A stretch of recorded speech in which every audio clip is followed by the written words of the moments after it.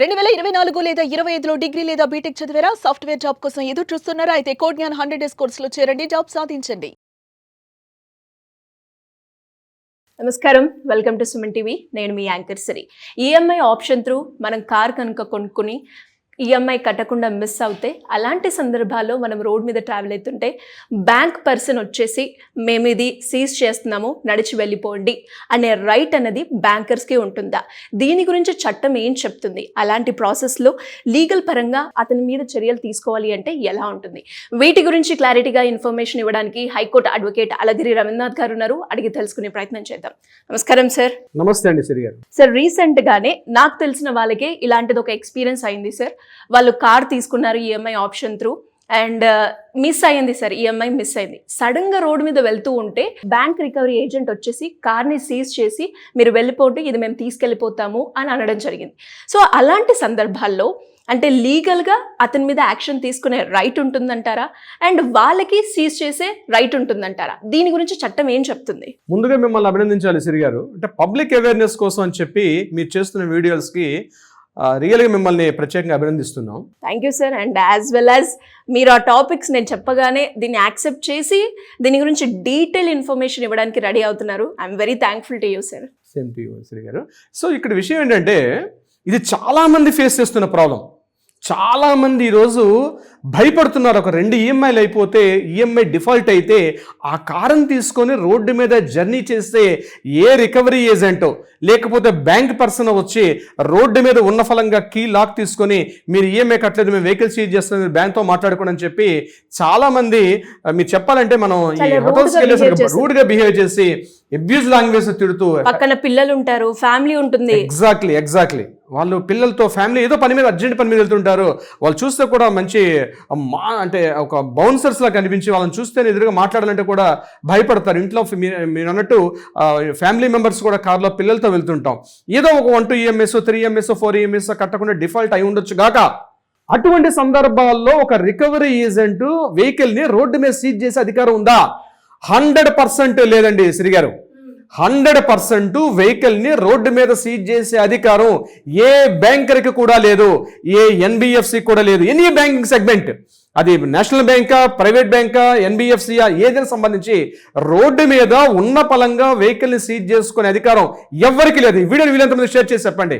మీరు ధైర్యంగా తీసుకెళ్ళచ్చు. ఏ సందర్భాల్లో చేయొచ్చు, ఏ సందర్భాల్లో చేయకూడదు కూడా నేను ఈ వీడియోలో క్లియర్గా మీతో చెప్పే ప్రయత్నం చేస్తాను. ముందుగా గుర్తుపెట్టుకోండి, మీరు డిఫాల్ట్ అయ్యారు, మీరు ఏదో కావాలని చేయాలి, సంథింగ్ మీ జాబ్ పోయింది, బిజినెస్లో లాస్ అయ్యారు, సంథింగ్ మీకు ఏదో ఫ్యామిలీలో తెలియకుండా ఏదో తెలియకుండా ఏదో ఫైనాన్షియల్ క్రైసిస్ వచ్చింది, దానివల్ల మీరు ఏదో డిఫాల్ట్ అయ్యారు. ఆర్బీఐ క్రిస్టల్ క్లియర్గా చెప్తోంది, RBI guide lines, any person any వెహికల్ని బ్యాంకింగ్ ఫోర్స్బుల్లీ లేకపోతే మ్యాన్ హ్యాండ్లింగ్ చేస్తూ ఫోర్స్బుల్గా వెహికల్ని సీజ్ చేసుకునే అధికారం లేదు. ఐసిఐసిఐ బ్యాంక్ వర్సెస్ కౌర్ అని చెప్పి 2007లో ఒక కేసు పడింది. ఆ కేసు విషయం ఇదే జరిగింది. ఇక్కడ ఆమె రోడ్డు మీద పంజాబ్లో హర్యానా నుంచి వెళ్తుండగా ఐసిఐసిఐ బ్యాంక్ రికవరీ ఏజెంట్స్ వచ్చి రోడ్డు మీద లాక్ తీసుకొని మీరు నడిచిపోండి అని చెప్పడం జరిగింది. అప్పుడు ఆమె డైరెక్ట్గా కోర్టుకి వెళ్ళినప్పుడు కోర్టు క్లియర్గా మొట్టికెళ్ళి పెట్టింది ఐసిఐసిఐ బ్యాంక్ కూడా. 2007 కేసు. ఆ కేసులో ఏం చెప్పిందంటే, రికవరీ చేయాలి అంటే ఒక నామ్స్ పాటించాలి. ఆర్బీఐ క్లియర్గా గైడెన్స్ ఉంది. ఫస్ట్ మీకు నోటీస్ ఇష్యూ చేయాలి. నోటీస్ ఇష్యూ చేసిన తర్వాత 60 డేస్లో కూడా మీరు నోటీస్ రిప్లై ఇవ్వకపోతే అది 2 ఈఎంఐసా 3 ఈఎంఐసా 4 ఈఎంఐసా ఇర్రెస్పెక్టివ్ ఆఫ్ ఈఎంఐస్ పక్కన పెట్టండి. బట్ బ్యాంకర్ ఇమీడియట్ గా మీకు ఏం చేయాలంటే ఒక నోటీస్ ఇష్యూ చేయాలి. నోటీస్ ఇష్యూ చేసిన తర్వాత 60 డేస్ పాటు నోటీస్ పీరియడ్ ఉంటుంది. ఆ నోటీస్ పీరియడ్ 60 డేస్ లో కూడా మీరు రిప్లై ఇవ్వకుండా మీరు కేర్లెస్ గా ఉండేటప్పుడు, లేదా మళ్ళీ ఇంకొక నోటీస్ ఇష్యూ, సెకండ్ ఇష్యూ కూడా చేయాలి. బ్యాంకర్ మిమ్మల్ని పిలిచి ఫోన్లో మాట్లాడాల్సిన పరిస్థితి వస్తుంది. అటువంటి సందర్భాల్లో అది కూడా ఐవెందో ఈ సిచ్యువేషన్ లో కూడా రోడ్డు మీద ఉన్న ఫలంగా వెహికల్ ని సీజ్ చేసుకుని అధికలేదు. మీరు ఎక్కడో నియర్ బై ప్లేస్ కి మీ డెస్టినేషన్కి వెళ్ళిన తర్వాత బ్యాంకర్కి ఇన్ఫార్మ్ చేస్తారు. ప్రతిదంతా కూడా మొబైల్స్ లో కానీ వాట్సాప్ లో కానీ. మీరేం ఇంటర్నేషనల్ క్రిమినల్స్ కాదు కదా. మీరు ఈఎంఐ ఫస్ట్ పాయింట్ గుర్తుపెట్టుకోవాలి, ఈఎంఐ కట్టకపోవడం is not a crime. First ఈ పాయింట్ గుర్తుపెట్టుకుంటే మీకు అర్థమవుతుంది. మీరు అక్కడ చాలా మంది ఏం చదువుతారు అంటే రికవరీ ఏజెంట్లు వెంబడిస్తారు, రేసింగ్ చేస్తారు. అంటే సినిమాల్లో మన హంటింగ్ చేస్తాం చూసారా, వాడు పారిపోతుంటే వాడు వెనకాల వీడు వెళ్తూ వాడిని ట్రేస్ చేసి రోడ్డు పక్కన ఆపి ఏదో దౌర్జన్యంగా మీరు కట్టరని చెప్పి వెహికల్ ఉన్న పళ్ళని ఎత్తుకుని పోతారు. చిన్న వెహికల్ పెద్ద వెహికల్ రీసెంట్ టైమ్స్ లో ఇలాంటివి ఎక్కువైపోయి ఆ టెన్షన్ లో పడి వెహికల్ మీద రోడ్ యాక్సిడెంట్స్ కూడా జరిగిన సందర్భాల్లో ఉన్నాయి. మీరు ఎవరైనా రోడ్డు మీద రికవరీ ఏజెంట్ మీ వెహికల్ తీసుకుంటే ఇమ్మీడియట్ గా దగ్గరలో 100 కాల్ చేయండి, పోలీస్ స్టేషన్ లో కంప్లైంట్ చేయండి. నేను ఆ సెక్షన్స్ కూడా చెప్తాను. It's a criminal. వెహికల్ ని రోడ్డు మీద సీజ్ చేస్తే ఇట్స్ ఎ క్రైమ్.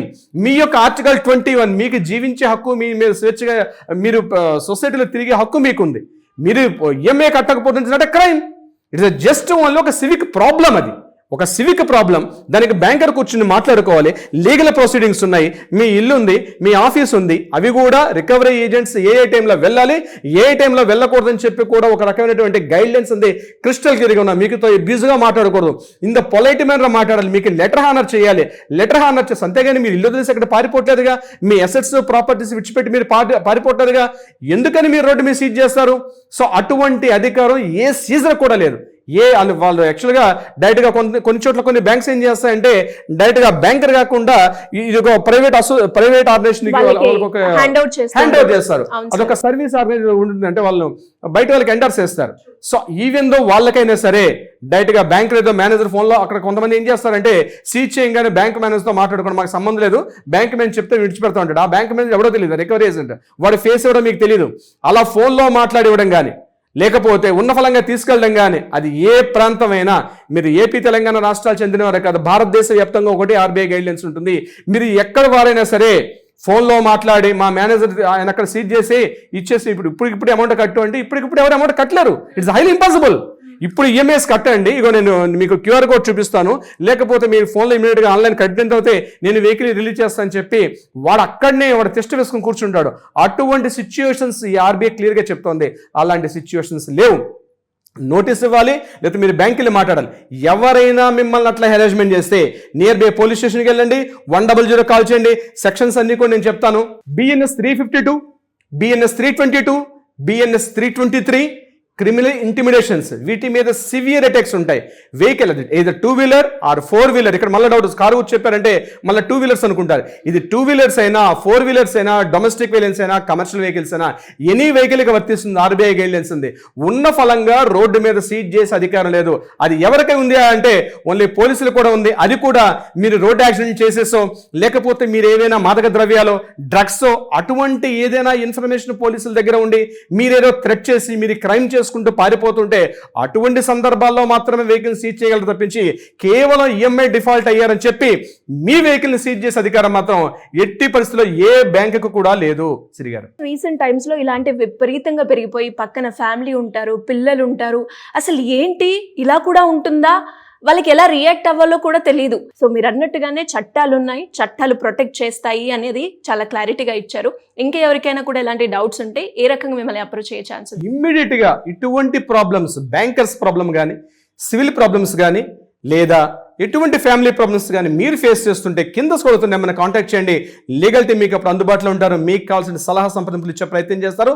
అది కాకుండా కోర్టుల్లో ఏదైనా వివాదాలు ఉంటే వాటికి పరిష్కారం అయ్యే దిశగా కూడా ప్రయత్నం చేస్తారు. వెంటనే కింద ఉన్న నెంబర్ని కాంటాక్ట్ చేయడం మర్చిపోవద్దు. Thank you sir, thank you so much. Thank you so much Shri గారు.